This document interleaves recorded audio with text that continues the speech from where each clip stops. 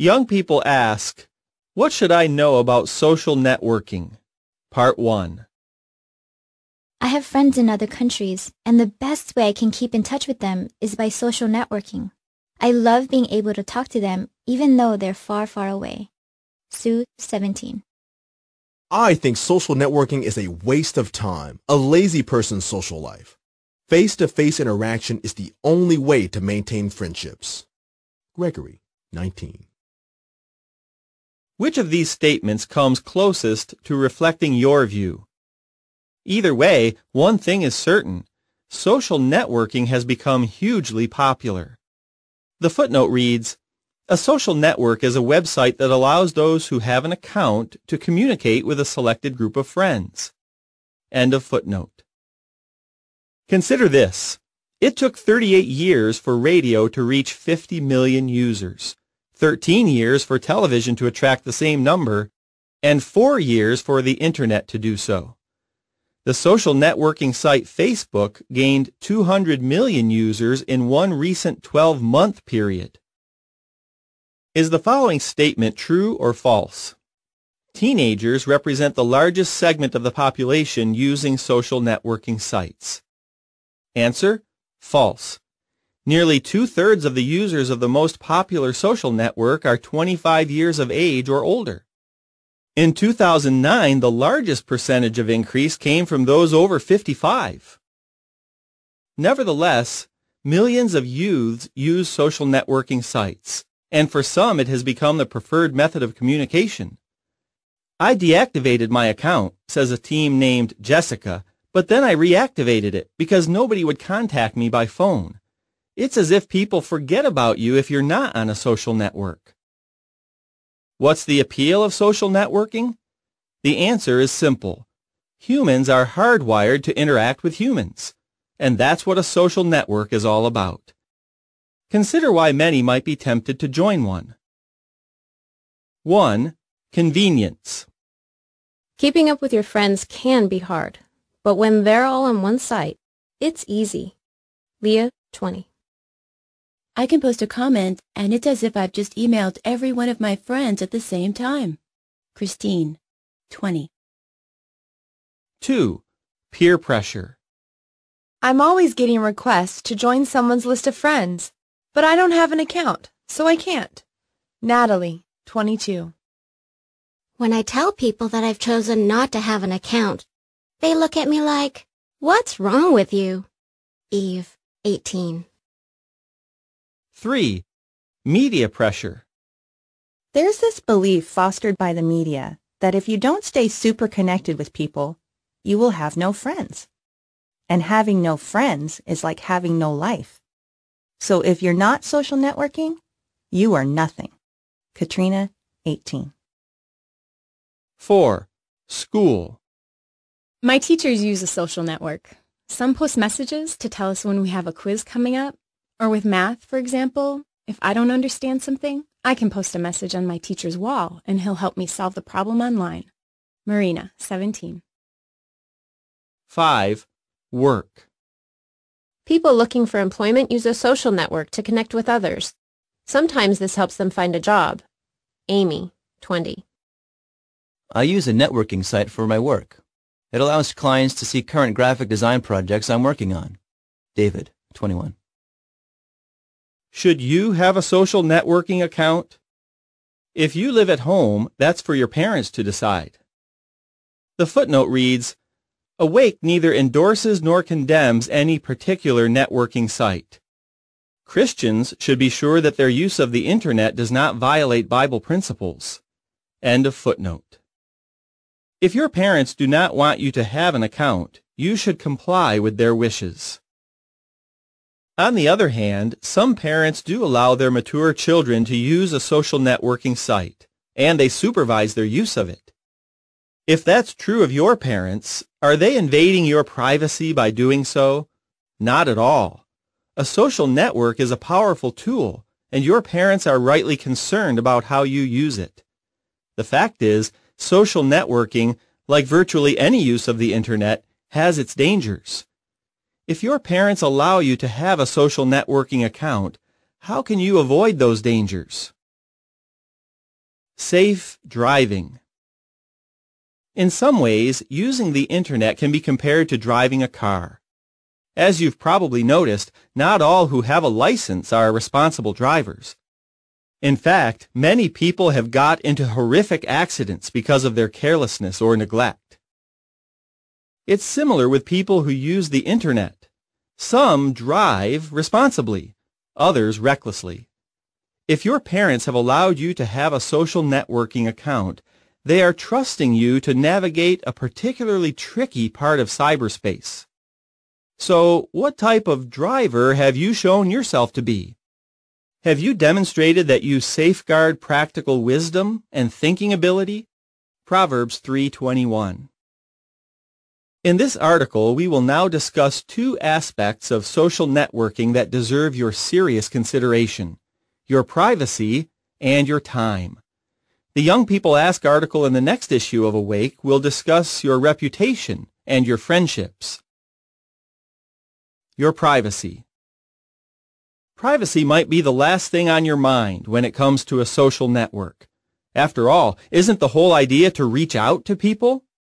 Nevertheless, not taking precautions can lead to disaster. To illustrate, suppose you had in your possession a large amount of cash. Would you display it for everyone to see as you walked down a public street with your friends?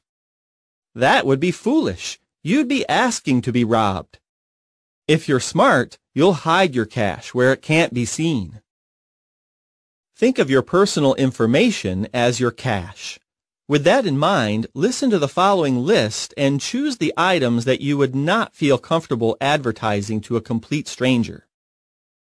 My home address, my email address, where I attend school, the times when I am at home, the times when nobody is at home, my photos, my viewpoints, my likes and interests. Even if you're the world's greatest extrovert, likely you'd agree that there are at least some things on that list that shouldn't be revealed to just anyone. But many young people, and adults, have unwittingly shared such details with strangers. How can you avoid such a pitfall?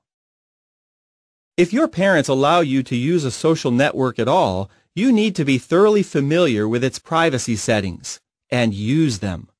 Don't leave it up to the networking site to protect your privacy. The fact is, the default settings it provides may allow more people to see and comment on your page than you may realize. That's one reason why a girl named Allison customized her settings so that only her close circle of friends could see her posts. Some of my friends had friends that I didn't know, she says, and I didn't want those strangers reading about me. Even if you communicate only with your close friends, you need to be careful. You can become addicted to getting comments from your friends, says 21-year-old Corrine. So you start putting more information about yourself out there than you should. Always remember that when it comes to the internet, privacy is merely a relative term. Why? Large websites back up their databases, points out Gwen Shergin O'Keefe in her book CyberSafe, adding, "What we put on cyberspace never truly goes away. We have to consider it permanent because there is likely a copy somewhere. To think otherwise is foolish." Your time. Not only your privacy, but also your time can be compared to a large amount of cash. In a sense, then, you need to budget your time. And that's one of the greatest challenges when it comes to any use of the internet, including social networking.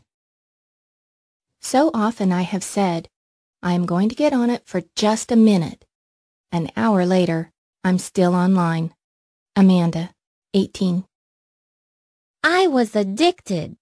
Every time I got home from school, I would spend hours checking what some people said about my posts and looking at their posts. Kara, 16. I could access the site on my phone, so I'd look at it on my way to school, at school, and on my way home from school. Then, after I got home, I'd go on the computer. I knew I was addicted, but I didn't want to stop. Rianne, 17. If your parents let you use a social networking site, Think about how much time would be reasonable to spend on it each day. Then monitor yourself.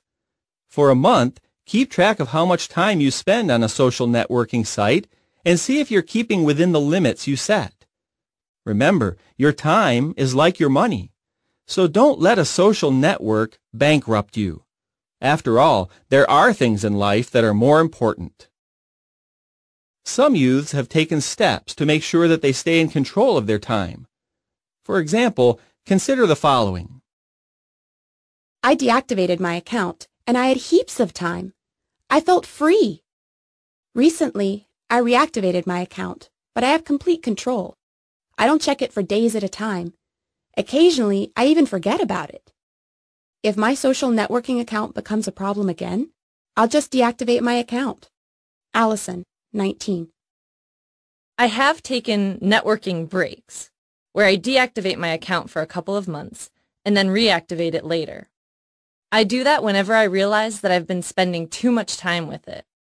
Now I don't feel as attached to it as I used to. I'll use it for a purpose, but then I'm done. Anne, 22. The bottom line. There's another factor about social networks that you need to consider. Which of the following do you feel best applies? A social networking site is primarily A, a business, B, a social club, or C, a form of entertainment. The correct answer? Believe it or not, it's option A. First and foremost, a social network is a business. Its objective is to make a profit, mainly through advertising. And to advertisers, the value of the network increases as more people join and those members' posts are more widely shared. After all, the more time you or anyone spends networking, the more ads will be viewed. Knowing that helps you to realize that a social network really has little to lose and advertisers have much to gain if you share your information too widely or if you spend too much time online. By all means then, if you use a social network at all, protect your privacy and monitor the amount of time you spend on it. The following is supplementary information. Why not ask your parents? Discuss online privacy issues with your parents. Which things are best kept private and why? What information could be dangerous if posted on any part of the Internet? Also, ask your parents for advice on how you can balance online interaction with face-to-face communication. What adjustments, if any, do they recommend? In the next Young People Ask, social networking can affect your reputation and your friendships. Find out how. More articles from the Young People Ask series can be found at the website www.watchtower.org/YPE. End of article.